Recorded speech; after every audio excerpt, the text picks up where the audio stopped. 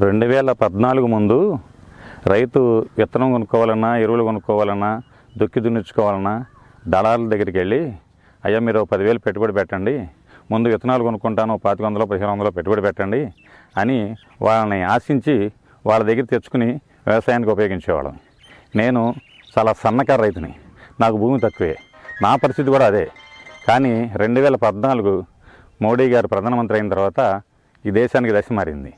2018 December నుంచి మోడీ గారు ఈ రైతుల కష్టాలు తెలుసుకుని ప్రతి సంవత్సరం 3 విడతలుగా 3 రోజులు 6,000 రూపాయలు మా అకౌంట్లో ఓన్లీ 24 గంటల్లో జమ చేస్తున్నారు చెప్పిన డేట్లో.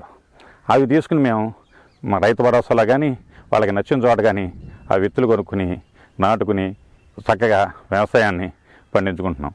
కాబట్టి ఈ 11 సంవత్సరాలు సుపరిపాలన అందిస్తున్నటువంటి మన ప్రీతం ప్రధాని నరేంద్ర మోదీ గారికి ధన్యవాదాలు తెలుపుతూ, భవిష్యత్తులో ఆయన ఇంకా ఎన్నో మంచి కార్యక్రమాలు చేయాలని ఆశిస్తూ ఇంతటితో విరమిస్తాం.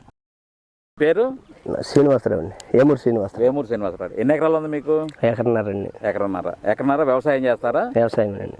2014 నరేంద్ర మోడీ గారు రాకముందు మీ స్థితిగతులు ఏంటి? అప్పుడు విత్తనాలు కొనుక్కోవాలన్నా కష్టమయ్యేదండి. ఇప్పుడు మాకు టయానికి 2,000 నరేంద్ర మోడీ గారు వేస్తున్నారు ఏంటి, సంవత్సరానికి 3 విడతలుగా.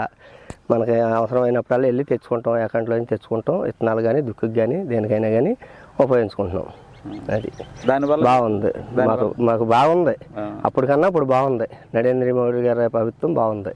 నరేంద్ర మోడీ గారు 2001 ముందు మీరు ఈ డబ్బులు ఎలా సమకూర్చుకునేవాళ్ళు? డబ్బులే వడ్డీ, వారపు వడ్డీలు ఉన్నాయి కదండి. వాళ్ళ 10 రూపాయల వడ్డీ, 3 రూపాయల వడ్డీయో తెచ్చుకుంటాం, కొనుక్కుంటాం. ఈ పంట తీసుకెళ్ళి అందులో పెడతాం.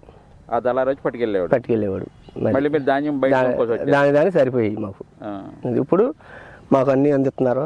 ఈ రైతు భరోసా కూడా పడుతుంది కాబట్టి దాని నుంచి అది కూడా మాకు అది ఇది అన్నీ కలిసి వచ్చాయి. అది దానివల్ల మీకు 30 మిగులుతుంది 30 లాభం.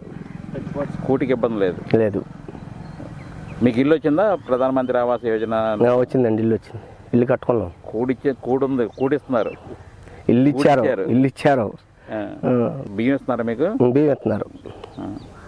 అంటే మొత్తం మీరు నరేంద్ర మోడీ గారి పథకాలు మాక్సిమం ఉపయోగించుకుంటారు. మొత్తం అన్ని కూడిచ్చారు, గూడిచ్చారు, నేడిచ్చారు.